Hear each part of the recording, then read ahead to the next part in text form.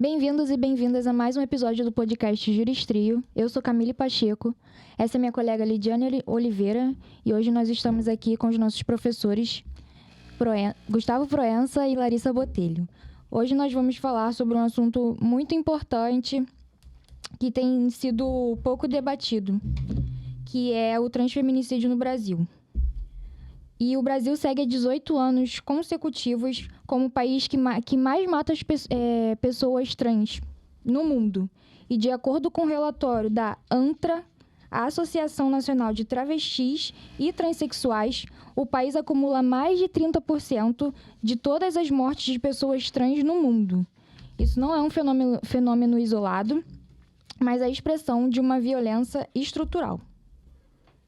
Gente, como no episódio anterior, esse podcast ele vai ser dividido em 2 blocos. Primeiro, vai começar com a Camille, comigo, e temos os outros participantes também do podcast, que é a Lívia, o Alan, a Rayane e o Pedro e a Marina.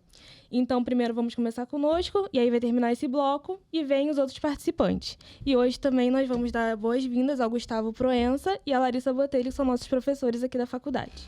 Se quiserem se apresentar um pouco. Olá a todas e todos, obrigado pelo convite, prazer estar aqui colaborando com essa reflexão nesse momento tão crítico do nosso país. Olá, gente, bom dia, boa tarde, boa noite. Meu nome é Larissa, espero também contribuir para os debates aqui nesse momento tão crítico, nesse momento de tanto retrocesso. Espero que seja um debate proveitoso. Para começar, nós vamos falar sobre o que significa falar de gênero além do sexo biológico. E a gente vai ter como base o Manual de Comunicação de LGBT, da ABGLT, Associação Brasileira de Lésbicas, Gays, Bissexuais, Travestis e Transsexuais, e a Cartilha de Direito da Comunidade LGBT, da ANAMATRA, Associação Nacional das Magistradas e dos Magistrados da Justiça do Trabalho. Nós podemos dizer que a identidade de gênero é uma experiência interna e individual do gênero, de cada pessoa, que pode ou não corresponder ao sexo atribuído no nascimento, incluindo o senso pessoal do corpo. Logo, identidade de gênero é a percepção que uma pessoa tem de si, como sendo do gênero masculino, feminino ou de alguma combinação dos dois, independente do sexo biológico. Agora eu vou fazer uma pergunta para ambos, para a Larissa e para o Proença. Na experiência de vocês, como advogados, é possível dizer que existe uma resistência institucional ou mesmo uma omissão institucional quando se trata de lidar com o tema de identidade de gênero? Bom, há muita resistência, né? No próprio projeto de lei que deu origem à lei do feminicídio, o projeto de lei previa, na sua redação original, o termo gênero. E isso foi modificado no Congresso Nacional para sexo, numa tentativa muito clara de não enfrentamento da questão de gênero, né? Então, a gente tem a tal da ideologia de gênero, né? Que foi algo taxado pela extrema-direita, é uma tentativa de frear os debates nesse setor, né? Nesse setor de gênero, né? Enfim, para a gente discutir isso. Então, a gente tem um congresso muito conservador, né? Que obstaculiza o debate, mas também instituições, judiciário, Ministério Público, que também são extremamente conservadores e que também impedem o avanço do debate, de alguma maneira. Isso aí, eu concordo, na verdade, não entendo que haja uma omissão, mas sim uma resistência mesmo, né? É um campo de disputa ideológica onde alguns setores do espectro político utilizam essa pauta, que deveria ser uma pauta de inclusão, de direitos humanos, para angariar votos e simpatias políticas com uma base conservadora. A nossa pesquisa do nosso grupo revelou que a maioria das vítimas de violência são mulheres trans e travestis em situação de vulnerabilidade. Nós encontramos um texto da socióloga Berenice Bento, que descreve o transfeminicídio como uma política disseminada, proposital e sistemática motivada pelo ódio à população de mulheres trans, travestis e transexuais. Para vocês, Larissa e Proença, quais os desafios de se proteger as garantias constitucionais quando casos de violência com pessoas trans são historicamente pouco relatados? Bom, a gente tem um problema. Desculpa, eu me perdi na pergunta. Pode Você pode repetir? repetir? Gente, será que Posso. tu corta? Não, Eu me perdi na pergunta, Vamos tá lá. aqui? não, essa parte Eu posso ler de novo? Para vocês, quais são os desafios de se proteger as garantias constitucionais quando casos de violência com pessoas trans são historicamente pouco relatados? Todos os riscos, né? Se a gente não enxerga isso como violência, se a gente não documenta essa violência, se a gente não tem dados sobre essa violência, dados oficiais gerados pelo governo, né? É claro que o risco da omissão é grande, né? A gente sabe que as pessoas trans sofrem violência dentro de casa, né? É por isso que muitas mulheres trans estão na prostituição, por exemplo, né? Às vezes elas não são aceitas dentro do próprio seio familiar e são empurradas para a prostituição muito jovens, né? Então, ou para o mercado de trabalho, né? Então não tem tempo de estudo e aí entram em condições mais precárias no mercado de trabalho, né? Então, se a gente não documenta, se a gente não tem dados sobre essa violência, a gente exclui essas pessoas de qualquer política pública. E aí é isso, você tem uma violação de todos os direitos, né? Direito à saúde, direito à educação, né? Direito à vida, né? Em última análise. Isso. Na verdade, a questão das pessoas trans sempre foi tratada como um modelo médico. Então, existia, inclusive, um CID, né, Código Internacional de Doenças, relativo às pessoas trans como disforia de gênero, as pessoas que não se reconhecem naquele corpo biológico.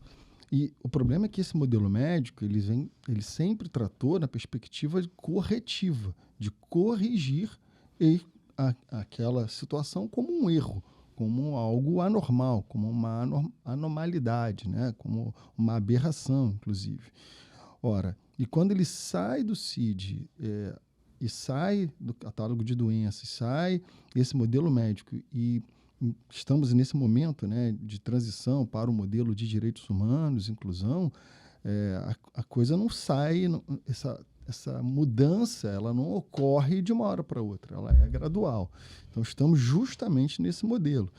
E são os casos de violência e de estudos, os casos de violência são subnotificados e os estudos, infelizmente, ainda estão incipientes nessa área. Então, claro, as políticas públicas não podem ser produzidas, porque as políticas públicas dependem de dados, de informações científicas claras e seguras. E falando sobre isso também, acabou vindo aqui na minha cabeça que agora está crescendo muito, muito...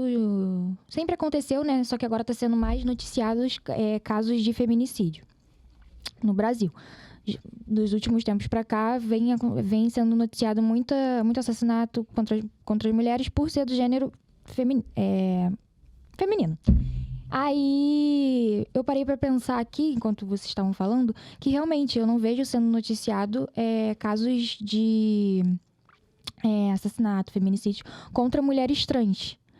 E vejo sendo noticiado muitos casos contra mulheres cis.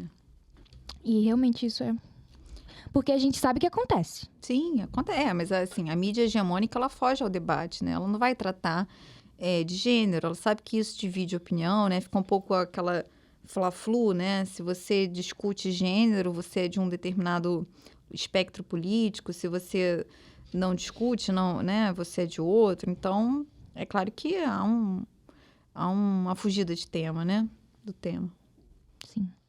E é isso, gente. Aqui a gente encerra o bloco 1 e vamos chamar o Alan e a Rayane para dar continuidade no nosso podcast.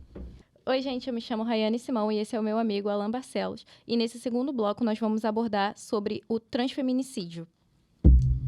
Em um relatório, a ANTRA, a Associação Nacional de Travestis e Transsexuais, fala que A combinação entre o avanço da agenda antitrans e a ausência de respostas efetivas do Estado resultou na manutenção do Brasil como o país que mais assassina pessoas trans.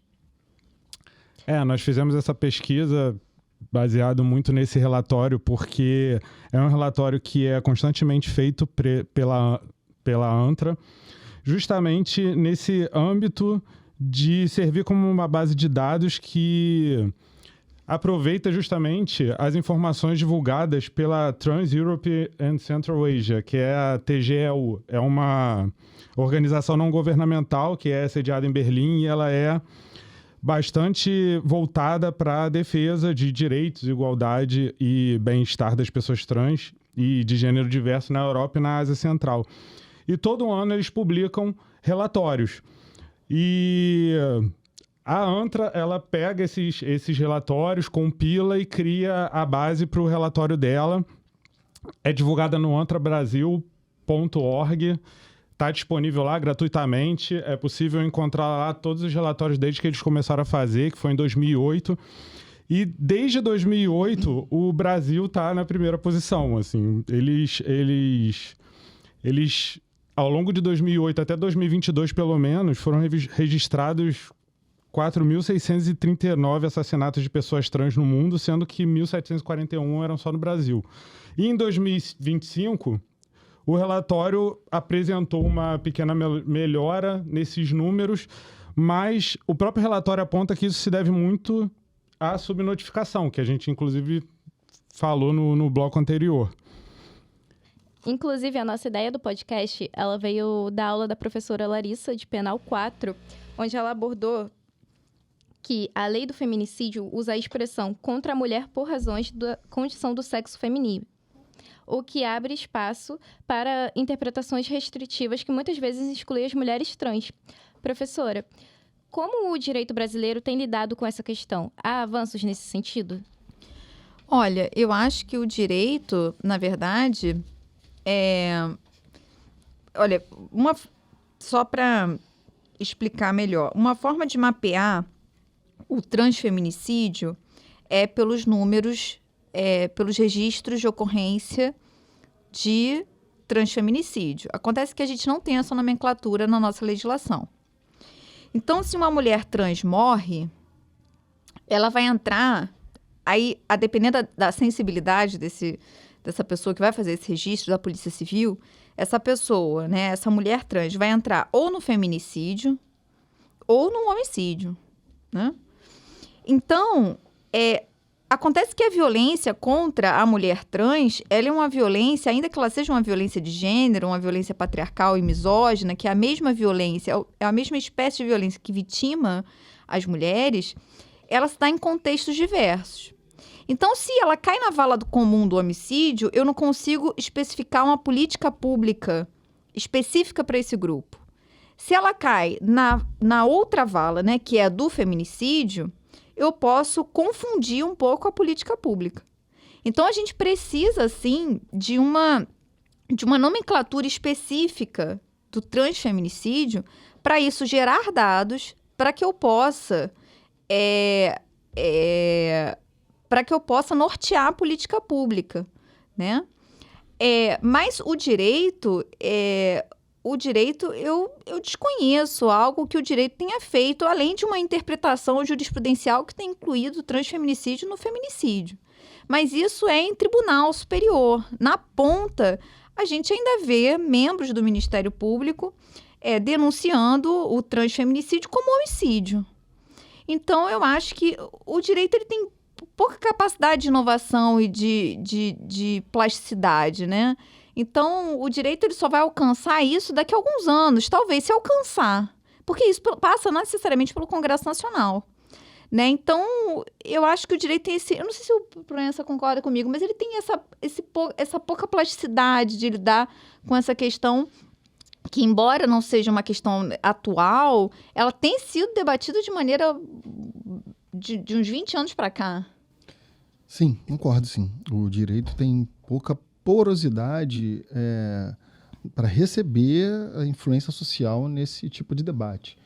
Eu entendo que seria necessário uma construção teórica mais aberta, onde houvesse mais diálogo com os movimentos sociais, houvesse mais diálogo que permitisse, né, maior influência e uma construção, inclusive do ponto de vista teórico. A gente tem aí alguns exemplos, temos o Rupert, né, lá em Santa Catarina, temos a própria professora Maria Berenice, temos algumas iniciativas até do próprio Instituto do IBDFAN, a própria ABGLT e a ANTRA têm construído alguma produção de conhecimento, mas é isso de forma episódica.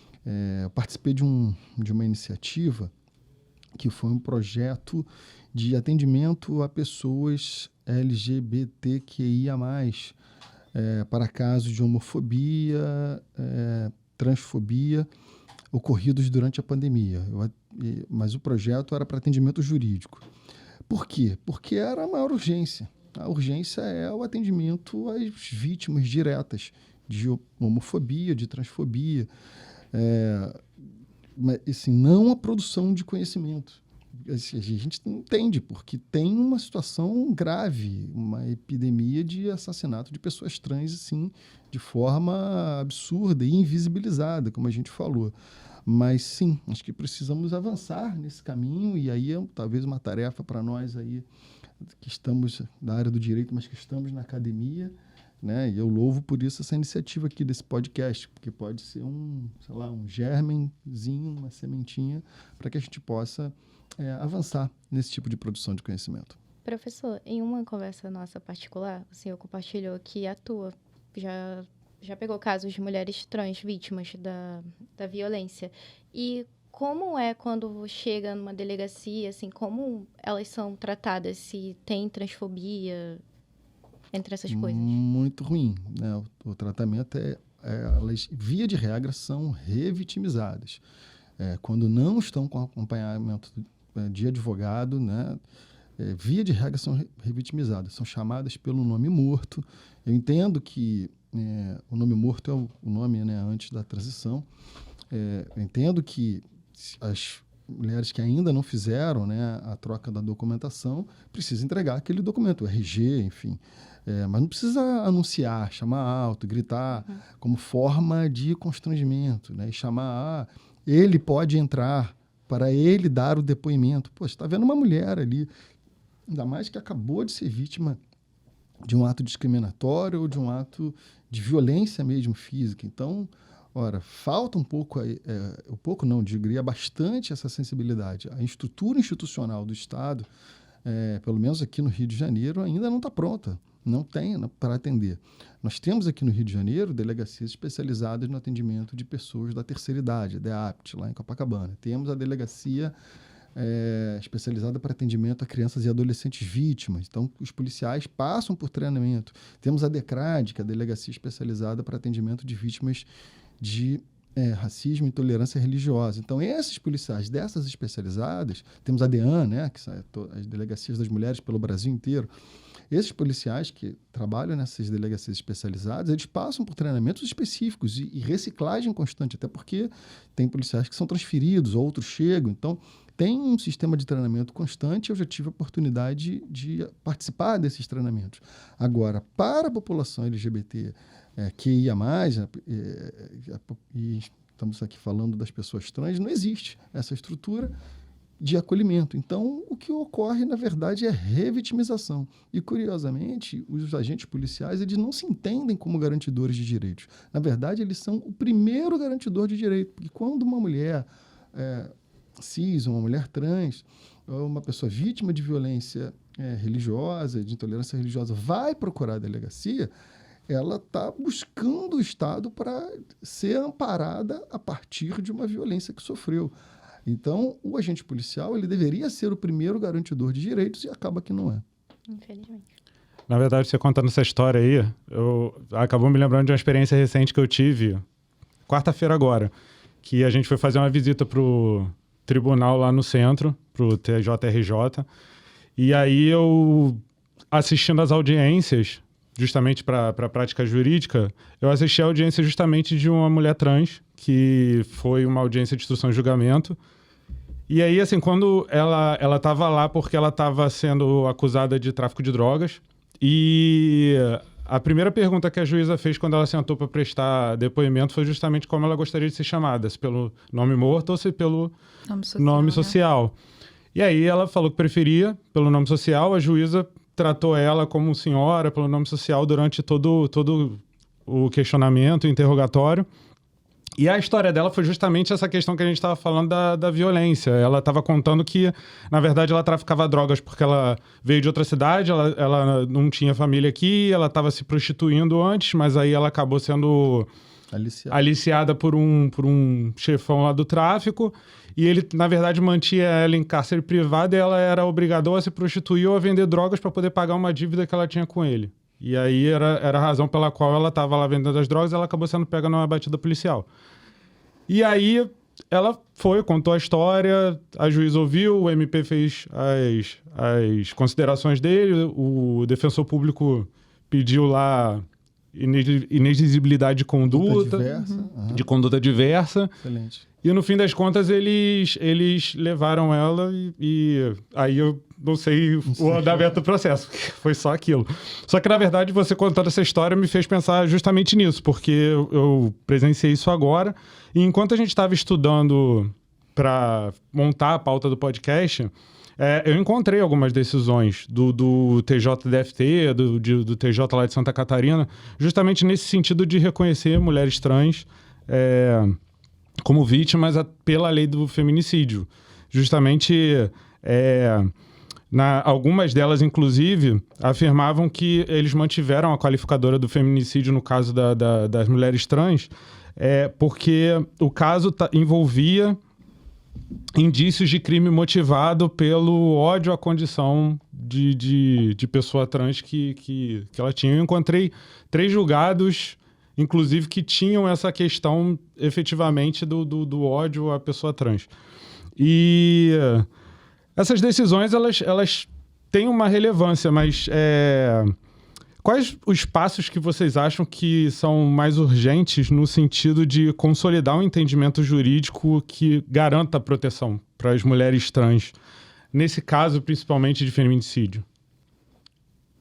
Olha, eu acho que o Proença foi cirúrgico ao dizer que falta essa comunicação com entidades da sociedade civil, né, como a ANTRA, por exemplo, e esse debate mais aberto, né, porque a política pública também ela se constrói não para pessoas, mas com as pessoas, né, então a gente precisa ouvir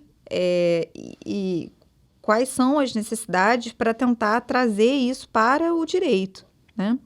Então, eu não sou a favor da criminalização, né? Da criminalização, por exemplo, surgir uma nova figura. Aliás, da tipificação do transfeminicídio, sim, mas não com pena maior, a ideia não é essa. A tipificação do transfeminicídio seria importante para fins de mapeamento de dados, né? Agora, uma questão interessante, e não sei, talvez fugindo um pouco da resposta, é que a gente também tem uma dificuldade em tipificar o feminicídio quando não é feminicídio íntimo. Então, porque, veja, a lei que criminaliza o feminicídio, né, a lei, e aí eu já estou falando da lei 14.994 de 2024, que trouxe o feminicídio como crime autônomo. Quando ele vai falar, né, o que se considera, né, o que há razões de condição de sexo feminino, ele fala quando envolve violência doméstica e familiar e traz no inciso 2º menosprezo ou discriminação à condição de mulher. Veja que entre o inciso 1º e o inciso 2º não tem o e nem o ou, não tem conjunção aditiva ou alternativa. Então, pode ser tanto a mulher vítima de violência doméstica e familiar, como por menosprezo à discriminação à condição de mulher. É claro que no inciso 1º está muito claro o feminicídio íntimo, mas o menosprezo ou discriminação à condição de mulher pode não estar ligado ao feminicídio íntimo. Então, a gente tem eu tenho até um artigo sobre isso, que foi um caso de uma mulher que ela era prostituta e ela foi morta porque o homem não queria pagar o dinheiro do programa. E ela foi denunciada, quer dizer, ele, né, foi denunciada como um homicida. Né? Não foi verificado ali pelo Ministério Público o feminicídio, quando tinha uma clara relação de menosprezo à condição de mulher daquela mulher prostituta, né? E a própria profissão dela já está ali deixando claro uma situação de vulnerabilidade que expõe mulheres. Então, a gente tem essa dificuldade com o feminicídio se tratando de mulheres cis. Né? O que dirá de mulheres trans? Né? Então, eu acho que eu fugi da pergunta. Posso perguntar? Não, tudo bem. Qual é a pergunta de novo? Não, você respondeu bem. Eu não sei, mas é que eu me perdi, porque eu queria falar isso, da dificuldade da tipificação do feminicídio para mulheres cisgênero. Na verdade, era sobre assim, os passos que vocês considerariam mais urgentes para consolidar o entendimento jurídico na garantia da proteção das mulheres trans. Sim, o Mas diálogo. é basicamente que você respondeu. O diálogo e a pesquisa com o mundo acadêmico, né? E aí, é claro, o mundo acadêmico fazendo também esse diálogo com as organizações da sociedade civil. Eu acho que isso é fundamental, porque eu acho que foi a partir disso que a gente trouxe o reconhecimento da pauta do feminicídio, por exemplo. Né? Então, é isso. Essa questão das mulheres trans, por exemplo, e da classificação de transfeminicídio que a gente trouxe no podcast por causa do estudo da Berenice Bento, que a gente achou durante a pesquisa, ela define esse termo justamente por causa do estudo dela sobre feminicídio e o fato de que ela atribui isso a uma questão estrutural que é voltada para a violência contra o sexo feminino de maneira geral. Ela fala que, inclusive no âmbito das pessoas gays, geralmente as que têm performance mais femininas são as que mais são atacadas e as que mais sofrem violência. E aí, por isso, ela criou essa relação entre o feminicídio e o transfeminicídio, cunhou esse termo do transfeminicídio que a gente usa aqui, que não tem na legislação. É um termo que eu, particularmente, eu conhecia lendo o que ela escreveu. Sim. Que ela é uma socióloga que pesquisa feminicídio e transfeminicídio. Então é isso, gente. Chegamos ao final do nosso podcast. Alguém quer acrescentar mais alguma coisa? Não. Então chegamos ao final do nosso podcast e esperamos que esse debate que tivemos aqui leve uma luz para as pessoas, mesmo que não atinja tantas pessoas com visualizações, mas Mas pouco vai. que for compartilhado vai ajudar bastante. E que a lei do feminicídio, ela também acabe incluindo o transfeminicídio, as mulheres trans nisso. E muito obrigada aos professores por terem topado. E uma sexta-feira à noite estar aqui com a gente. Muito, muito, muito obrigada, gente. E até mais. Valeu, gente. Valeu. Tchau, gente. Obrigado. Obrigada. Tchau.